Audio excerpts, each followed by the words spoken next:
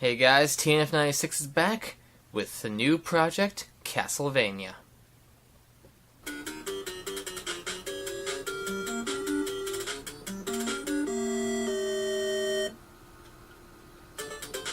Alright, let's get started here. Now, this is a little bit different. This is the first time I've been trying to do post-commentary over a video game. I know that Castlevania is a series where near the later stages of the game it can get very frustrating, and I didn't want my commentary to just be all, or, why didn't you? So, I'm trying something different here. I'm trying post-commentary. I want to know how it feels, how it works out. And also, no, while post-commentary can be scripted, this is not scripted. I feel that non-scripted commentary is for better entertainment, and I want my channel to be entertaining, so that's what I'm going to do for right now. I also feel the need to apologize for having this video delayed by a week. I didn't have all too much motivation, you could say, to be able to continue the project and actually start getting the first episode out since I put the trailer up. So, I was a little busy with some other things as well, and trying to find a time to get this commentary recorded. But, we're here now, and let's get into talking about some of the aspects of the gameplay. Castlevania is a side-scroller, and in the older days, we're not referring to the newer Castlevanias that involve leveling up experience points and so on. The original Castlevanias were made as platformers in which you have a very clunky control setup, and everything that you had made, every move you made was extremely deliberate. I could continue to explain how all this... yeah, let's explain the sub-weapons too at this point in time as well. You have, I believe, 5 to 6 sub-weapons in the game. You start out getting the knife, and it's basically just a long-range projectile that runs in a straight line. What I have now is the Holy Water, and it's basically... I don't know how to describe it. Some sort of, like, low-throwing bomb of sorts. I mean, it acts like a bomb, but it's weird to explain. I just now collected the stopwatch, and that will temporarily freeze mild enemies. It doesn't work on bosses, but it'll freeze them in place for a short amount of time. There is the Boomerang Cross, which is... as it says in its name, it acts like a boomerang. You fire it, and it comes back to you after a little bit of time. The last sub-weapon, if I can remember off the top of my head, you have the knife, the boomerang, the holy water, stopwatch. You have the axe. The axe is the last one. We're actually going to get that at the end of the stage. The axe is basically an arc weapon, where you fire it more in a diagonal, and it'll just go in a parabola on the way down. Actually, we're about to face off against the first boss here at this point. Please welcome to the stage, the Giant Bat. His attack pattern is just kind of randomized. He'll fly around, and if he gets relatively close near Simon, then he'll do a dash attack into him, and then recoil back. The axes are one of the best sub-weapons to use against him, as it's hard to hit him with the whip, which can only fire in a straight line. So, this boss is pretty easy, but we'll see him again, not to spoil, but I mean, this is an NES game. I don't think we have to worry about spoiling anything here. But yeah, that's the first stage. And I guess at this point now we'll describe more. Besides the sub-weapons, we'll describe how Simon Belmont himself moves. He's kind of a tank, but at the same time, whenever he gets hit, he's like a bouncy ball. Just realized how weird the description is. But, basically, he can only move left and right. If you have the jump, then he'll just jump, and you can't control yourself while in the air. So if you're moving forward and jumping, then you're kind of committed to going as far as your jump will allow you.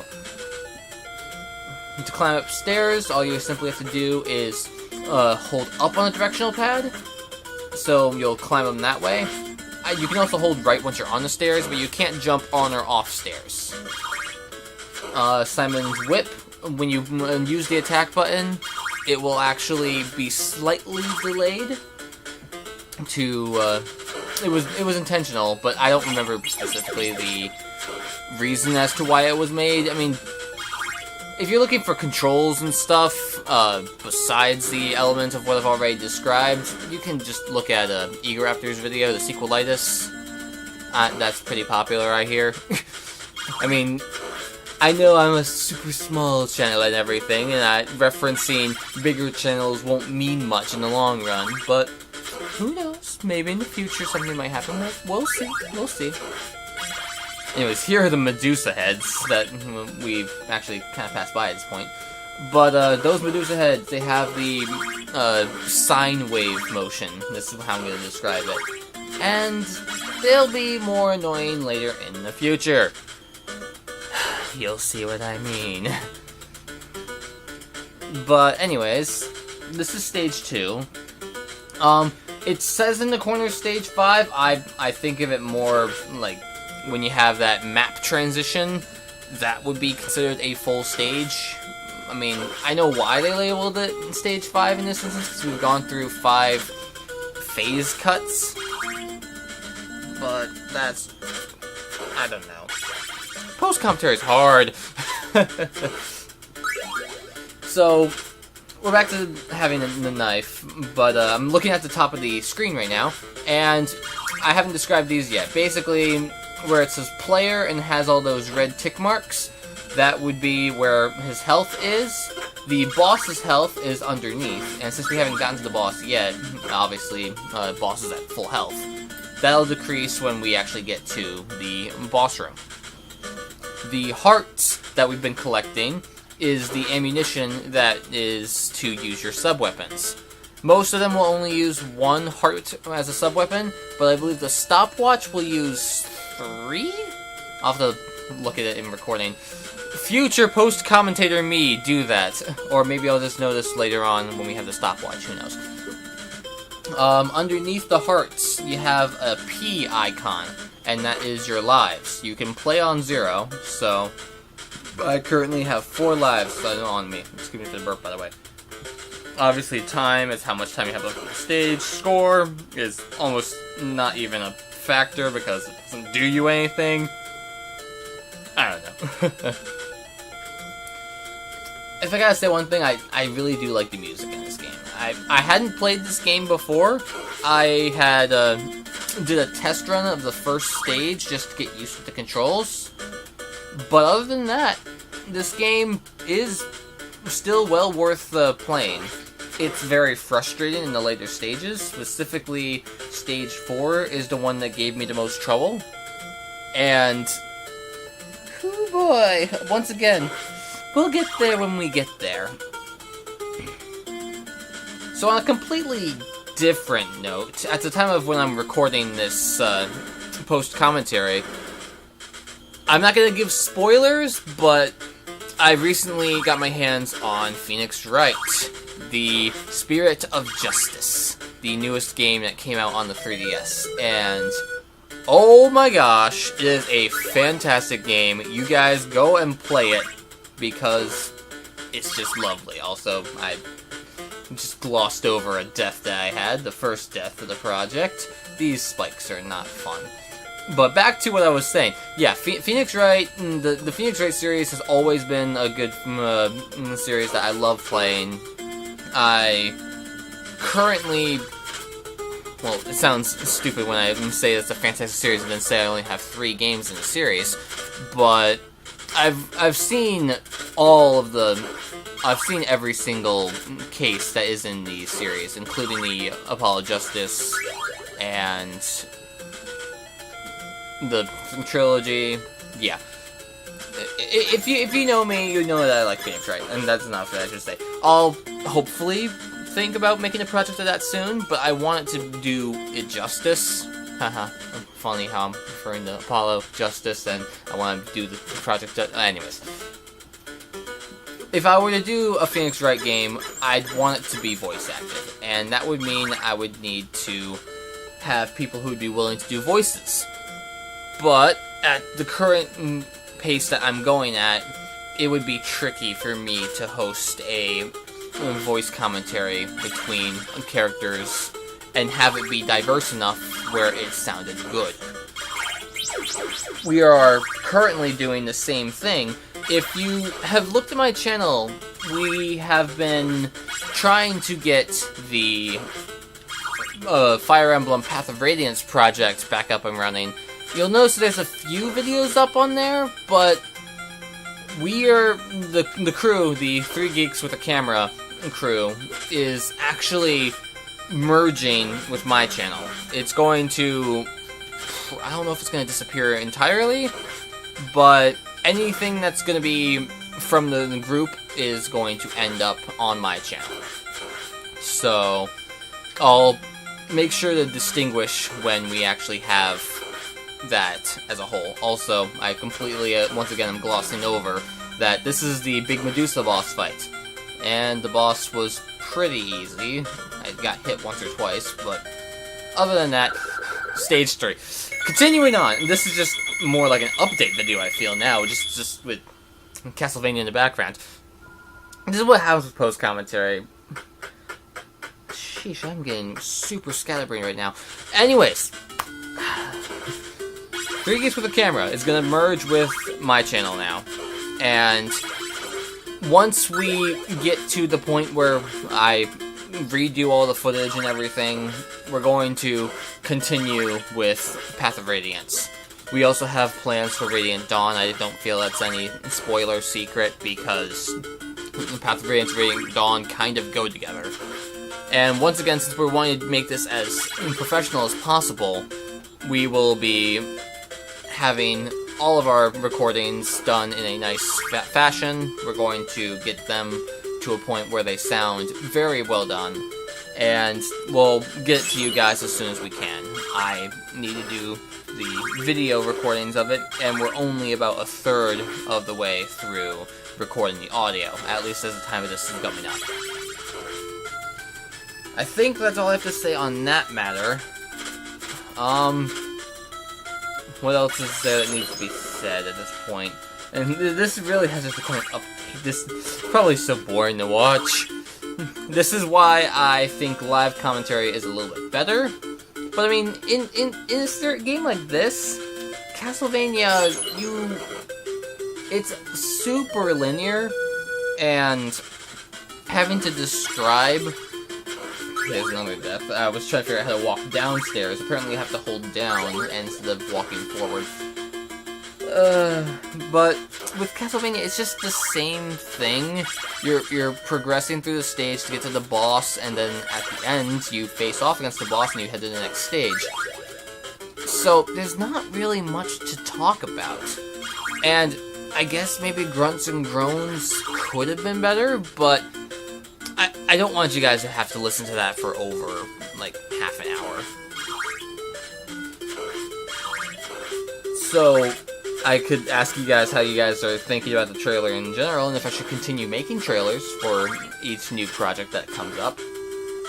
The thing that was able to have me make the trailer was that I was able to record all of the footage and then use that footage for the trailer, as opposed to not having that much footage to use. And I mean, I guess another thing I could do is basically make sneak peeks at the end of my projects, where on the final episode, I will have a slight amount of footage, or maybe an image, that is faded or something, and it hints upon what the next project will be, as opposed to just posting a video declaring what the next project's gonna be. You guys let me know on that. I know that not many of you that watch my videos comment, and that's fine. I don't beg for likes, comments, and subscribes. I don't do that because I feel that if you're watching my videos and you're curious as to what my channel is about, there's no need to force someone to try and subscribe to me, because if they're going to watch my videos, they may only want to watch a specific style of video. Say, for example, someone's a huge Sonic fan. They only want to watch my Sonic projects. So there's no reason to have them subscribe to me if they're just not gonna be bothering to watch anything else I publish. If you guys really like what I do, then by all means, and I'm very happy that you would like to subscribe to me. I guess this is kind of advertisement in its own right, but I'm not trying to make it sound that way. I'm just trying to make the logic firm in how you guys are not obligated to just because you watch my videos. You're not obligated to like my videos. You're not obligated to comment on my videos. If anything, you can be just as evenly obligated to dislike the videos. I mean, honestly, likes, dislikes, it just shows the viewer, well, no, it shows the creator of these videos what it is that their fan base wants to see. And that's something I think YouTube actually does relatively well. It's able to have the people be able to share their opinion on what it is they want to see. That was a huge rant. My apologies on that. That kind of went out of crazy control. I could spin off a little bit on that though. What I've been noticing is surprisingly the Naruto Clash of Ninja Revolution project, my third Let's Play that I did, seems to be the most popular. I don't know why that is. That could be because I have no commentary. It could be because I'm showing how to do each and every story mission on the hardest difficulty. It could be a little bit of the fancy intro that I did for each and every episode. Once again, if you guys have an idea of what might make it the most popular project on my channel, then that'd be cool to hear. I've also recently learned how to make my video tags better, so hopefully that's allowing it to spread across YouTube a little bit better. Yeah, I'm starting to run out of things to talk about. I've been dying a lot now. Stage 3, yes, it's the one that started giving me trouble, but I still finish it in this episode. And it's... I did struggle, but at the same time, it wasn't impossible. Stage 4, which we'll see next episode, that one was pretty darn impossible. I struggled so much with that, but once again, I've said this multiple times in this instance, we'll get there when we get there. As for other things, if you haven't been aware, I've been doing videos with another person that I'm friends with. His channel name is Eagle Scout Rebel. I have a playlist of all the videos that I'm in that is not on my channel, and most of them actually comes from his channel. He does various games, mostly... I think it's mostly computer games? Carter, you have to tell me if I'm wrong. But, basically, his channel has a bunch of first-person shooter style PC games footage, and currently there's like 2 series that I'm involved in with him. That would be what we need to continue on, actually, is Pokemon MMO that's online. What's it called again? Pokemon Revolution. It's something like that. It's not Pokemon Battle Revolution. That's the Wii game. We're referring to a game that's on the PC. It is still in development, but it's in a working part of development. And currently, they have the Kanto, Johto, and Hoenn regions, but they have all the Pokemon. I don't know if Gen 6 is available, but I know at the very least up to Gen 5 is available. It's a very interesting game. You guys can go check it out. I guess I could leave a link of it in the description. Yeah, I might as well do that. I know this is Castlevania, and I'm talking about so many different things. But, yeah, the other series that is involved, that he does that I'm in for his channel, is various Gary's Mod videos. We've done mostly Murder, but also Guess Who. Those 2 game modes that are in Gary's Mod. So, you can go check out his channel. He has a bunch of other things that I'm not remembering off the top of my head. I guess I'll leave his channel link in the description as well, just because I'm referencing him. And this is the part of the game where the difficulty starts to crank up, as I've been mentioning about how I've been dying a lot recently. Honestly, it's weird because, for my personal opinion, completely distracted. Cat was just like sprawling across the kitchen tile and just like making so much noise. Apologies if you heard that. If not, now you know what I heard. So, hooray! Post commentary is so much fun. Yeah. In terms of difficulty, it's weird because I found I struggled the most with stage 4. But then stage 5 and 6 were seemingly easier. Part of the reason why I think 6 would have been easier is mainly because in stage 6, you basically get a secondary checkpoint no matter how many times you die. And stage 5, you don't necessarily get that, but it's not as challenging. The hardest enemy that's not a boss that I faced was actually the dragon skeleton snakehead from the wall, or to quote Egoraptor once again. I don't remember what the real name is. It's something like... It's the enemy that dangles its head from the wall. And that's why that's the name that he gave. Anyways, that enemy is the enemy I found the hardest time getting past, and because of it, it just made stage 4 really difficult, much less the boss fight.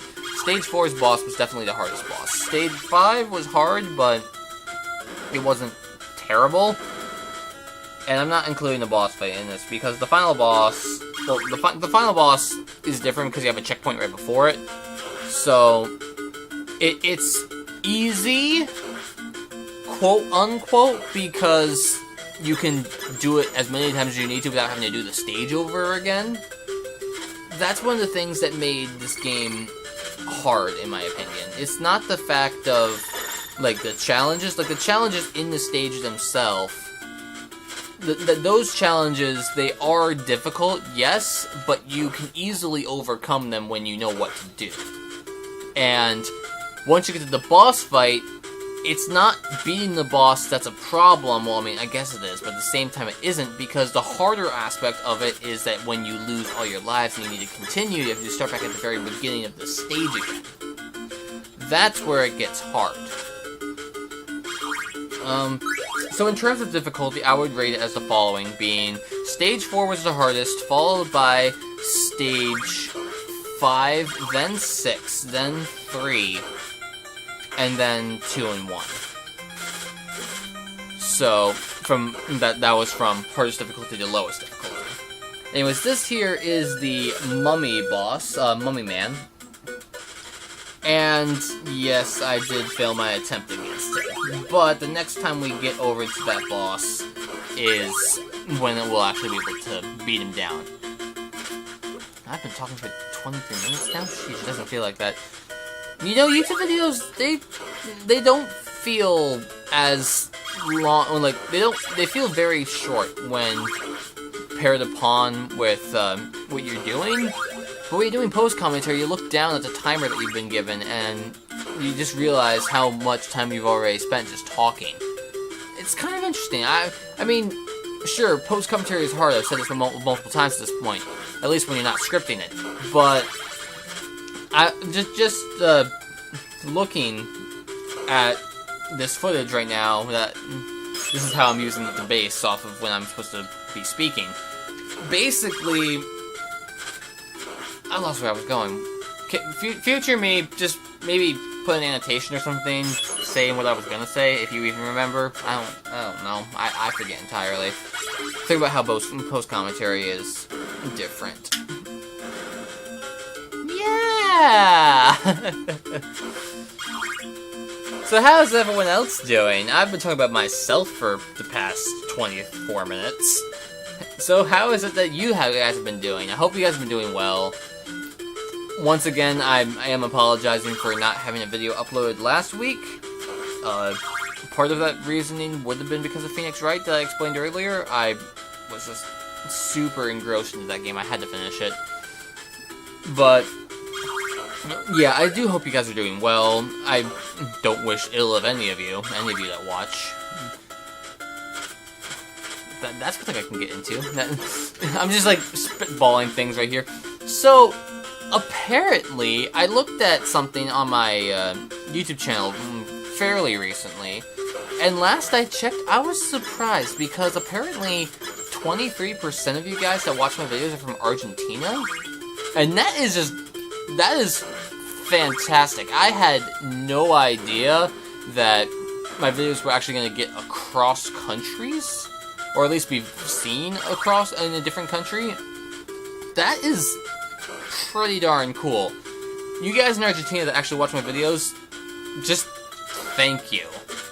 So much thank you, because I would have not expected that to happen. I really wouldn't have. I was surprised enough to get 20 subscribers that I think it's 21 now, actually. But I know the friend who subscribed. He didn't tell me he was going to, and I didn't tell him, but I know who he is, so thank you as well. But just thank everyone. I am truly blessed that you guys are interested in seeing what I have to come up with in my channel, and it's just really nice to know that you guys are there. The reason why people make videos for YouTube is for their fan base that they have on the channel, and I just feel like it's something that it's a nice little community aspect. Knowing that you guys are behind me is just very comforting to know, and likewise, it's also able to give me motivation to make more videos. So, once again, just thank you. Also, this time I get the boss in a pattern that was much easier to deal with. But yeah, that's the end of the game. That's the end of Stage 3. I'll see you guys in the next episode for Stage 4. And then for 96, sign out.